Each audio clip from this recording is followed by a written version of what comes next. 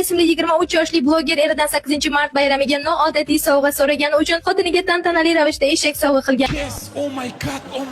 Bugun studiyamizda 8-martda eshak sovg'a olib trendga chiqib ketgan qiz Dilnura O'zbegim qizi. Assalomu alaykum. Assalomu alaykum. Siz haqingizda hozirga savollar, narsalar juda ko'p chiqmoqda. Haqiqatan ham Toshkentda olindimi video? Yo'q, aslida bu video olinish tarixi Qashqadaryoda bo'lgan. Kitobda olindi.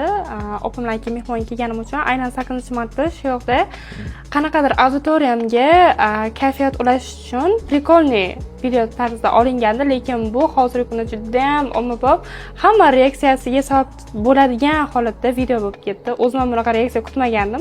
Necha yoshsiz? Asli 19 yoshman, lekin internet tarmog'ida 23 yosh berishgan ekan. Turmushga chiqmagansiz? Yo'q, turmushga chiqmaganman. U bola partnyorim bo'ladi. Shunchaki videoga chiqdi. Shunchaki videoga chiqqan.